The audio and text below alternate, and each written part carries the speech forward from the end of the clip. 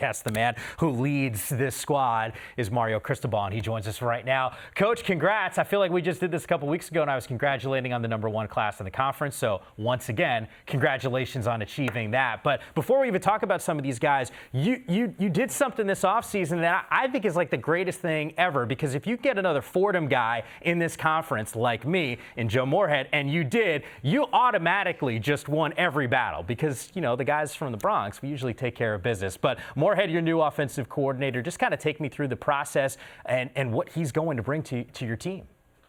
Well, again, a tremendous blessing to have Coach Moorhead join us. I mean, he is an elite play caller, elite coach, elite person. I mean, the guy's going to be a great mentor for our student athletes. He's already had a great impact being around the guys, and the type of energy and juice that he brings to the table is infectious. So, again, we are honored to have him.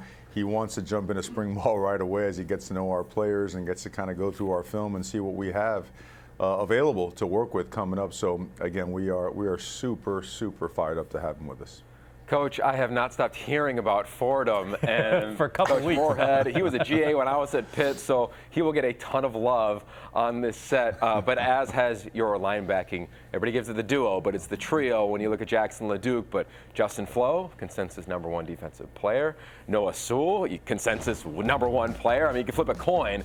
That trio, how do you sell Oregon? How do your current players there recruit these guys? And what are your expectations for these three? You know, I think right now, honestly, it's selling itself in this kind of manner. I think these players are seeing that a lot of elite players are coming to Oregon, and they want to be around elite players. They want to play with each other. They have really just bought into the fact that this is really becoming a program with a trajectory on its way to being elite and accomplishing some great things. And they see that we're just getting started. We're young. And these pieces that are joining us now totally have a chance to not only make a huge impact right away, but help us elevate the standard of how we play football here. And you know what else, guys? The guys here, they have fun. They have fun developing. They have fun playing football. Our academic support services and our diploma here is second to none. So their college experience as a student athlete is off the charts, and it's paying dividends in the way our guys, our players themselves, are selling our program.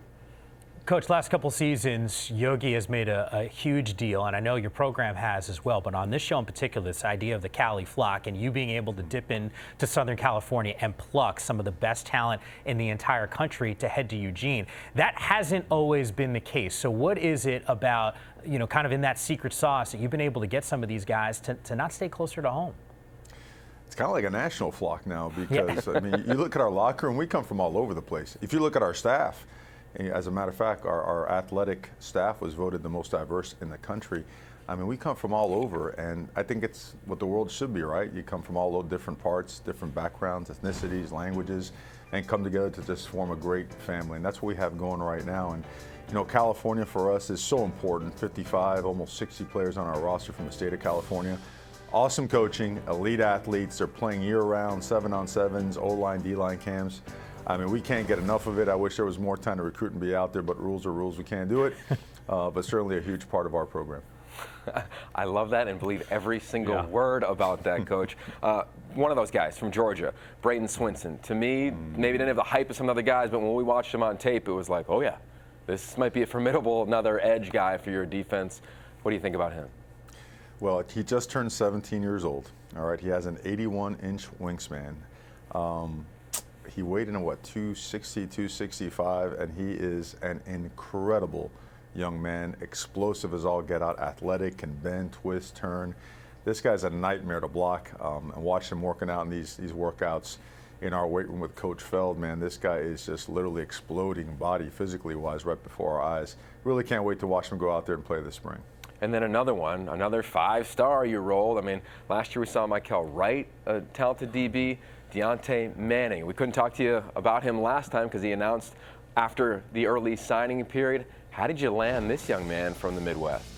Well, Dante Williams has done an extraordinary job as one of the best recruiters in the country for us here at Oregon, and it's all about him and the defensive staff, of course, working with him. And kind of funny, on the way up here to get mic'd up, I ran into the track coach. He says, hey, I love Dante Manning. I go, yeah, we love him too, all right? So he'll be seeing a lot of both of us, but a guy that runs a 10.5, 10.6, and is just starting to learn how to really run That particular event, I mean, his best football is ahead of him. He is an awesome young man, great energy, great to be around. Can't wait for him to be on campus as well. Coach, you've been around championship programs, and I'm sure at times when teams have won a championship, you can kind of tell yourself how sweet you are. I highly doubt that is how it works around there. So how does it work around there after a Rose Bowl championship with the current team? Yeah, we have a really unique way of bringing guys back down from Cloud 9. You know, that's just the way we do things around here. We do things a certain way. We walk and talk and train and practice a certain way. And it's all about being hungry and humble and driven in everything that we do. You know, last year's senior class, they experienced a 4-8 season when they were freshmen. There's a lot of value to that. And that story has been very well documented. Those guys had a tremendous impact on our team, our current players.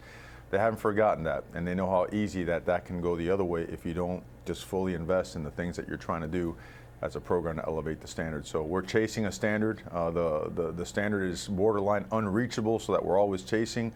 That's not going to bend, change, or be compromised for nobody, nothing at any point in time. So we have a lot of work to do, and we're looking forward to doing it. Coach, before we let you get going, last summer I was with you at an event with a lot of alumni and certainly a lot of questions about your program, but you told a great story about how you found out that Justin Herbert had decided to come back, and I think you were bracing yourself for him to decide to go to the NFL, and you said, you know what, if he did, we were going to be okay. You were excited about Tyler Shuck and what he brought to the table. Yogi had raved about him when we were doing the signing day show. Are the keys to the car his at this point? You can never fully hand over keys, because I think you lose the respect and the integrity of the program when you do that. Is he the guy in the lead? Without question, he has the most experience. He has put in time. Are we excited about Tyler Shuck? We're extremely excited about him. We're extremely excited about the guys behind him. And Cale Millen and Jay Butterfield, you know, Brad Yaffe, those guys are all good football players. But in terms of Tyler has all the tools, the intangibles, the work ethic to be a great one. We've seen him play in our spring game. We saw him jump in there a couple times this season. He's looking forward to getting out there with these guys and playing some football and doing the things that he came here to do. So, yeah, we're super fired up about him, too. Well, step one for your team is crushing in recruiting. You did exactly that. Win a Pac-12 championship. You're the reigning champs, and maybe we're talking next season about a national championship. Coach, congrats again on what you did this offseason. Continued success, and we'll see you in a couple weeks. Okay, thanks, guys. Appreciate you. Go Ducks.